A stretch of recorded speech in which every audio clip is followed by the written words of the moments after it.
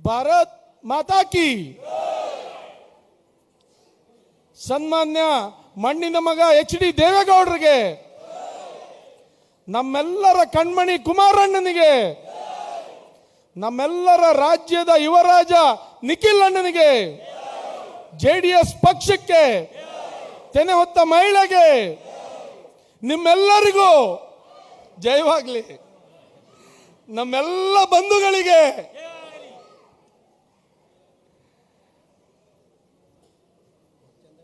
ನಾನು ಈ ರೀತಿ ಕಾರ್ಯಕ್ರಮ ಆಗ್ತದೆ ಅಂತ ನಿರೀಕ್ಷೆ ಮಾಡಲಿಲ್ಲ ನಿಖಿಲಣ್ಣ. ಈ ಪ್ರಮಾಣದಲ್ಲಿ ಎಲ್ಲರೂ ಬರ್ತಾರೆ ಅನ್ನೋದು ಕಲ್ಪನೆನೂ ನಾನು ಇಟ್ಕೊಂಡಿಲ್ಲಾಗಿದ್ದೆ. ಆಮೇಲೆ ಯಾಕೆಂದ್ರೆ ಕಳೆದ ಹೆಚ್ಚು ಕಡಿಮೆ 10 ದಿನದಿಂದ ನಾವು ಈ ಭಾಗದವರು ಸೂರ್ಯನೇ ನೋಡಲಿಲ್ಲಾಗಿದ್ರು, ಅಷ್ಟು ಮಳೆ ಇತ್ತು. ನಾನು ಮೊನ್ನೆ ಕರೆದು ಹೇಳಿದೆ ಬೈಕ್ ರ್ಯಾಲಿ ಬೇಡ, ಯಾಕೆಂದ್ರೆ ಮಳೆ ಇದೆ, ಸಭೆ ಮಾಡೋಣ ಅಂತ. ಇಲ್ಲವೇ ಇಲ್ಲ, ನಾವೆಲ್ಲರೂ ಮಾಡ್ತೀವಿ, ಬೈಕ್ಗೆ ಮಳೆ ತೊಂದರೆ ಆದರೆ ನಾವು ರಿಕ್ಷಾದವ್ರು ಮಾಡ್ತೀವಿ ಅಂತ ಹೇಳೋದಕ್ಕೆ ಆರಂಭ ಮಾಡಿದ್ರು.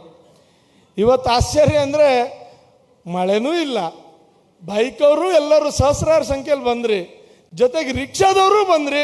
ನಿಮಗೆ ಮೊಟ್ಟ ಮೊದಲನೇದಾಗಿ ಎಲ್ಲರಿಗೂ ಧನ್ಯವಾದ ಹೇಳೋದಕ್ಕೆ ಬಯಸ್ತೀನಿ.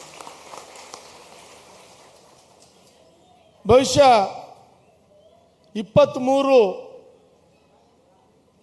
23 ಮೇ 13ರಂದು ನಾವು 18 ಸುತ್ತಿನಲ್ಲಿ ಫಸ್ಟ್ 1-2 ಸುತ್ತಲ್ಲಿ ಹೆಚ್ಚು ಕಡಿಮೆ ಇತ್ತು ಬಿಟ್ರೆ 17 ಸುತ್ತು ಲೀಡಲ್ಲಿದ್ದಿ. 17 ಸುತ್ತು ಲೀಡಲ್ಲಿದ್ದಿ. ಒಂದು ಹಂತದಲ್ಲಿ 6,000ವರೆಗೂ ಲೀಡ್ಗೆ ಹೋಗಿ ಕೊನೆ ಸುತ್ತಲ್ಲಿ 1,500 ಲೀಡ್ ಇದ್ದಾಗ ನಮ್ಮೆಲ್ಲ ಕಾರ್ಯಕರ್ತರು ವಿಜಯೋತ್ಸವ ಆಚರಿಸಿದಾಗ 18ನೇ ಸುತ್ತಿನ ಒಳಗಡೆ ಮಾಹಿತಿ ನಾನು ಗೆದ್ದಿದ್ದೆ ಅಂತ. ಆದರೆ ಹೊರಗಡೆ ಒಂದು ದಿಗ್ಭ್ರಮೆ ಇಡೀ ಕಾರ್ಯಕರ್ತರಿಗೆ, ಇಡೀ ಕುಮಟಾ ಹೊನ್ನಾವರ ಜನತೆಗೆ ಆದದ್ದು. ನಾನು ಸೋತೆ ಅನ್ನೋದು ಒಂದು ಶಬ್ದ ಕೇಳಿ ಎಲ್ಲರೂ ದಿಗ್ಭ್ರಮೆಗೊಂಡ್ರು. ಇವತ್ತು ನ್ಯಾಯಾಲಯದ ಕಟಕಟಲ್ಲಿ ಇದ್ದೀನಿ. 12 ಬೂತ್ ಮಷೀನ್ನೇ ಚೇಂಜ್ ಆದದ್ದು, ದಾಖಲೆಗಳು ಕೋರ್ಟಲ್ಲಿ ಸಬ್ಮಿಟ್ ಆಗಿದೆ. ಅಧಿಕಾರಿಗಳು, ಇಲೆಕ್ಷನ್ ಆಫೀಸರ್ ಯಾರೂ ಅದು ಇಲ್ಲ ಅಂತ ಹೇಳಲಿಲ್ಲ. ನೋಡೋಣ ದೇವ್ರು ಏನು ಮಾಡ್ತಾನೋ, ನ್ಯಾಯಾಲಯ ಏನು ಮಾಡ್ತದೋ, ನಾನು ತಲೆ ಬಾಗ್ತೀನಿ. ಆದರೆ ಅನ್ಯಾಯ ಆದದ್ದೆಲ್ಲೋ ಒಂದು ಕಡೆ ಕಂಡು ಬಂತು. ಇಂಥ ಸಂದರ್ಭದಲ್ಲಿ ಯಾವ ಸಂದರ್ಭ ಅಂದರೆ ನಾವು ಒಂದು ಚುನಾವಣೆ ಎದುರಿಸಿದ್ದು ಅಂದರೆ ಬಹುಶಃ 13ನೇ ತಾರೀಕಿಂದ ನಾಮಿನೇಷನ್ ಸ್ಟಾರ್ಟು. ಕುಮಾರಣ್ಣ ಹೆಲಿಕಾಪ್ಟ್ರಲ್ಲಿ 12ನೇ ತಾರೀಕಿಗೆ ಇಲ್ಲಿ ಬಂದಿದ್ದರು. ಬಂದಂಥ ಸಂದರ್ಭದಲ್ಲಿ ಸಾವಿರಾರು ಸಂಖ್ಯೆಯಲ್ಲಿ ಕಾರ್ಯಕರ್ತರು ಬಂದು ಕಾರ್ಯಕ್ರಮನ ಅದ್ಭುತವಾಗಿ ಮಾಡಿಕೊಟ್ರು. ಚುನಾವಣೆ ಸಂದರ್ಭದಲ್ಲಿ ಕುಮಾರಣ್ಣ ಇಡೀ ರಾಜ್ಯ ಪ್ರವಾಸ ಮಾಡೋದ್ರಿಂದ, ನಿಖಿಲಣ್ಣನೂ ಬೇರೆ ಬೇರೆ ಕಡೆ ಹೋಗೋದ್ರಿಂದ ನನಗೆ ಆ ಚುನಾವಣೆ ಸಂದರ್ಭದಲ್ಲಿ ಒಂದ್ಸಲ ಬಂದುಬಿಟ್ಟಿದ್ರೆ, ಕುಮಾರಣ್ಣ ಯಾವಾಗೂ ಹೇಳ್ತಾರೆ, ನಾನೇನಾದರೂ ಮತ್ತೊಂದು ಸಲ ಕುಮಟಾ ಕ್ಷೇತ್ರಕ್ಕೆ ಬಂದುಬಿಟ್ಟಿದ್ರೆ ಇವತ್ತು ನಾನು ಸೂರಜ್ನ MLA ಕುಳಿಸ್ಕೊಂತಿದ್ದೆ ಅನ್ನೋ ಒಂದು ನೋವು ಇವತ್ತವರೆಗೂ ಕುಮಾರಣ್ಣನಲ್ಲಿದೆ. ನನಗೂ ಅದಾದಮೇಲೆ ಯಾಕೆಂದರೆ ನನಗೆ ಗೊತ್ತು ಈ ಕ್ಷೇತ್ರದಲ್ಲಿ ಯಾವ ರೀತಿ ಒಂದು ಸ್ಪಿರಿಟ್ಟು ಈ ಪಕ್ಷದ ಮೇಲೆ ನನ್ನ ಮೇಲಿದೆ ಅನ್ನೋದು ನನಗೆ ಚೆನ್ನಾಗಿ ಗೊತ್ತಿದೆ. ಅದಾದಮೇಲೆ ಒಂದ್ಸಲ ಕುಮಾರಣ್ಣಗೆ ಬಂದು ಹೋಗಬೇಕು ಅಂದಿದ್ದೆ, ಬರ್ತೀನಿ ಅಂತೂ ಹೇಳಿದರು. ಆದರೆ ಇವತ್ತು ಅವರು ರಾಷ್ಟ್ರ ನಾಯಕರಾಗಿ ಕೂತಿದ್ದಾರೆ. ಇವತ್ತು ಸನ್ಮಾನ್ಯ ದೇವೇಗೌಡರ ಆಶೀರ್ವಾದದಿಂದ, ನಿಮ್ಮೆಲ್ಲ ಕನ್ನಡ ಜನತೆಯ ಆಶೀರ್ವಾದದಿಂದ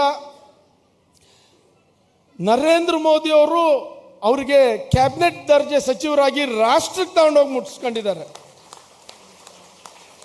ಹಾಗಾಗಿ ನನಗೂ ಕೇಳಿದೆ, ಬಟ್ ವಸ್ತುಸ್ಥಿತಿ ಗೊತ್ತಾಯಿತು, ಸುಮ್ಮನೆ ಕೂತಿದ್ದೆ. ಆದರೆ ನನಗೆ ಗೊತ್ತಿತ್ತು ನನ್ನ ಕ್ಷೇತ್ರದಲ್ಲಿ ಎಷ್ಟೋ ಜನ ಇವತ್ತು ಪ್ರೀತಿ ಮಾಡ್ತಾ ಇದ್ದಾರೆ, ನಮ್ಮ ಜೊತೆಗಿದ್ದಾರೆ. ಆದ್ರೆ ಅವರಿಗೆ ಯಾರಾದರೂ ಬಂದು ಮಾತಾಡಿಸ್ಬೇಕು ನಮ್ಮ ಹಿರಿಯರು ಅಂದ್ಕೊಂಡು ನಾವು ವಿಲಿ ಒದ್ದಾಡ್ತಾ ಇದ್ದೆ. ಇವತ್ತು ನಿಖಿಲಣ್ಣ ಭಾಳ ವಯಸ್ಸಲ್ಲಿ ಸಣ್ಣವರು, ಆದರೆ ದೇವೇಗೌಡರ ತಕ್ಕ ಮೊಮ್ಮಗ ಅಂತ ಯಾರಾದರೂ ತೋರಿಸ್ಕೊಟ್ಟಿದ್ರೆ ಅದು ನಿಖಿಲ್ ಕುಮಾರಸ್ವಾಮಿ ಅವರು. ಯಾಕೆಂದರೆ ಚನ್ನಪಟ್ಟಣ ಚುನಾವಣೆ ಸೋತ ಮೇಲೆ, ಚನ್ನಪಟ್ಟಣ ಚುನಾವಣೆ ನಾವೆಲ್ಲ ಕೋರ್ ಕಮಿಟಿಯಲ್ಲಿ ಇದ್ದಂಥವ್ರು, ವೀರಭದ್ರಪ್ಪ ಅವರು ನಾವೆಲ್ಲರೂ ಕೋರ್ ಕಮಿಟಿಲಿ ಇದ್ದಂಥವ್ರು, ನಾವು ಹತ್ತಿರದಿಂದ ನೋಡಿದ್ದೀವಿ. ನಿಖಿಲ್ ಅಣ್ಣಗೆ ಯಾವ ಕಾರಣಕ್ಕೂ ಚನ್ನಪಟ್ಟಣದಲ್ಲಿ ನಿಲ್ಲೋ ಮನಸ್ಸಿಲ್ಲಾಗಿತ್ತು. ಪಕ್ಷದ ಹಿತದೃಷ್ಟಿಯಿಂದ ನಿಲ್ಲುವಂಥ ತೀರ್ಮಾನ ಮಾಡಿದ್ರು. ಪಕ್ಷದ ಹಿತದೃಷ್ಟಿಯಿಂದ. ಯಾಕೆ ಅಂದರೆ ಸರ್ಕಾರ ಇವತ್ತು ಕಾಂಗ್ರೆಸ್ಸಲ್ಲಿದೆ, ದುಡ್ಡನ್ನು ಹೊಳೆ ಹರಿಸ್ತಾರೆ, ಅದೆಲ್ಲ ಇದ್ರ ಮಧ್ಯೆ ನಿಖಿಲಣ್ಣ ಪಕ್ಷಕ್ಕಾಗಿ ನಿಲ್ಲುವಂಥದ್ದು ಮಾಡಿದ್ರು.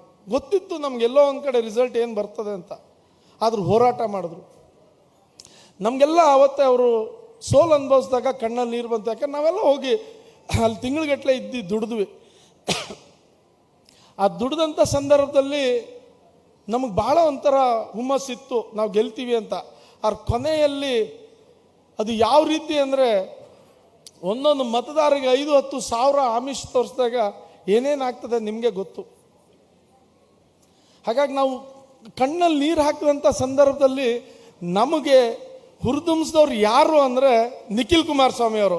ಅವ್ರು ಒಂದೇ ಮಾತು ಹೇಳಿದ್ರು, ನಾನು ಈ ಪಕ್ಷಕ್ಕಾಗಿ, ಯಾಕಂದರೆ ದೇವೇಗೌಡರು ಇಡೀ ರಾಜ್ಯದಲ್ಲಿ ಪಕ್ಷವನ್ನು ಕಟ್ಟಿದ್ದಾರೆ, ನಿಖಿಲ್ ಅಣ್ಣ ಕುಮಾರಣ್ಣ ಇಡೀ ಮನೆ ಮಾತಾಗಿದ್ದಾರೆ ರಾಜ್ಯದಲ್ಲಿ ಅವ್ರು ಕೊಟ್ಟಂಥ ಸರ್ಕಾರದಿಂದ.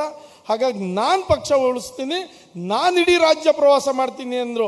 ನಮಗೆಲ್ಲ ಒಂದ್ಸರಿ ಮನಸ್ಸು, ಹೌದಪ್ಪ ಎಂಥ ಮೊಮ್ಮಗನ್ನ ದೇವೇಗೌಡರು ಕೊಟ್ಟುಬಿಟ್ರು ಅಂತ ಅನಿಸ್ಬಿಡ್ತು. ನೋಡಿ ಮಳೆರಾಯ ಈಗ ಬರ್ತಾ ಇದ್ದಾನೆ. ಧನ್ಯವಾದ ಮಳೆರಾಯನಿಗೆ, ದೇವರಿಗೆ. ಅಂಥ ಸಂದರ್ಭದಲ್ಲಿ ನಿಖಿಲ್ ಕುಮಾರಸ್ವಾಮಿಯವರು ಒಪ್ಪಿ ಪಕ್ಷಕ್ಕಾಗಿ ಇಡೀ ರಾಜ್ಯಕ್ಕೆ ಬರ್ತಾ ಇದ್ದಾರೆ. ನಮಗೊಂದು ಕಡೆ ಅಳುಕಿತ್ತು, ನಾವು ಇಷ್ಟೊಂದು ಪಕ್ಷ ಕಟ್ಕೊಂಡು ನಮ್ಮ ಯಾರೂ ಲೀಡ್ರ್ ಬರ್ತಾ ಇಲ್ಲ, ನಮ್ಮ ಯಾರು ನೋಡ್ಕೊಳೋರು ಅನ್ನೋ ಒಂದು ಸಂದರ್ಭದಲ್ಲಿ ಕಾರ್ಯಕರ್ತರನ್ನ ಹುರಿದುಂಬಿಸೋ ರೀತಿಯಲ್ಲಿ ಇವತ್ತು ನಿಖಿಲ್ ಅಣ್ಣ ಕುಮಟಾಗೆ ಬಂದಿದ್ದಾರಲ್ಲ, ಕುಮಟಾ ಹೊನ್ನಾವರಕ್ಕೆ ಬಂದಿದ್ದಾರಲ್ಲ, ನಮ್ಮೆಲ್ಲ ಜನತೆ ಪರವಾಗಿ, ಪಕ್ಷದ ಕಾರ್ಯಕರ್ತರ ಪರವಾಗಿ, ಮುಖಂಡರ ಪರವಾಗಿ ನಿಮಗೆ ಕೋಟಿ ಕೋಟಿ ನಮನ. ನಿಖಿಲ್ ಅಣ್ಣ, ಈ ಪಕ್ಷ ಉಳಿಸೋದಕ್ಕೆ ನಿಮ್ಮ ಹೋರಾಟ ಮಾಡ್ತಿದ್ದೀರಿ. ನಮ್ಮೆಲ್ಲರ ಗುರಿ ಒಂದೇ, ನಮ್ಮೆಲ್ಲರ ಗುರಿ ಕುಮಾರಣ್ಣನ ಮತ್ತೊಮ್ಮೆ ಮುಖ್ಯಮಂತ್ರಿಯಾಗಿ ನೋಡಬೇಕು ಅನ್ನೋದೇ ನಮ್ಮ ಗುರಿ. ಅದಕ್ಕಾಗಿ ಇಡೀ ರಾಜ್ಯ ಪ್ರವಾಸಕ್ಕೆ ಬಂದೇ ಬರ್ತಾರೆ ನಿಖಿಲ್ ಅಣ್ಣ, ಮತ್ತೆಲ್ಲ ಕಡೆನೂ ಬರ್ತಾರೆ. ಮತ್ತೊಂದು ನಮ್ಮ ಗುರಿ ಏನು ಅಂದರೆ, ನಮ್ಮ ಗುರಿ ಅದು ನಿಖಿಲ್ ಅಣ್ಣಂದಲ್ಲ, ನಮ್ಮೆಲ್ಲರ ಗುರಿ ಒಂದ್ಸರಿ ಕುಮಾರಣ್ಣ ಮುಖ್ಯಮಂತ್ರಿ ಆದಮೇಲೆ ಮುಂದೊಂದು ದಿನದಲ್ಲಿ ನಿಖಿಲ್ ಕುಮಾರಸ್ವಾಮಿ ಅವರನ್ನ ಮುಖ್ಯಮಂತ್ರಿಯಾಗಿ ಮಾಡಬೇಕು ಅನ್ನೋದೇ ನಮ್ಮೆಲ್ಲರ ಆಶೆ. ಮತ್ತು ಇಂಥ ಶಕ್ತಿ ಕಾರ್ಯಕರ್ತರಿಗಿದ್ರೆ ಮಾಡೋಕ್ಕೆ ಹಾಗೇ ಆಗ್ತದೆ ಅಂತ ಈ ಸಂದರ್ಭದಲ್ಲಿ ಹೇಳ್ತಾ, ವೇದಿಕೆ ಮೇಲೆ ಎಲ್ಲ ನನ್ನ ಹಿರಿಯರಿದ್ದಾರೆ. ವಿಶೇಷವಾಗಿ ಕಾರವಾರದ ಮತ್ತೊಂದು ಶಕ್ತಿ ನಮ್ಮ ಆನಂದ್ ಹಸ್ನೋಟೇಕರ್ ಅವರು ನಾನು ಈ ವೇದಿಕೆ ಮುಖಾಂತರ ಹೇಳ್ತೀನಿ, ನೀವು ಆನಂದಣ್ಣ ನಮ್ಮ ಈ ರೀಜ್ನಲ್ ಪಾರ್ಟಿಗೆ, ದೇವೇಗೌಡರ ಪಾರ್ಟಿಗೆ, ಕುಮಾರಣ್ಣನ ಪಾರ್ಟಿಗೆ ಶಕ್ತಿ ಇದ್ದೇ ಇದೆ. ನಿಮ್ಮಲ್ಲೂ ಹಾಲಕ್ಕಿ ಸಮಾಜದವ್ರು ಗಟ್ಟಿ ಇದ್ದಾರೆ, ನೀವು ಗಟ್ಟಿ ಮನಸ್ಸು ಮಾಡಿ ನಾವು 100% ಆನಂದ್ ಹಸ್ನೋಟೇಕರನ್ನು ನಾವು ಆ ಕ್ಷೇತ್ರದಲ್ಲಿ MLA ಮಾಡ್ಬೋದು. ಹಾಗಾಗಿ ಆನಂದ್ ಹಸ್ನೋಟೇಕರ್ ಇದ್ದಾರೆ, ಪಕ್ಕದ ಹೋರಾಟಗಾರ ಉಪೇಂದ್ರ ಪೈ ಅವರಿದ್ದಾರೆ.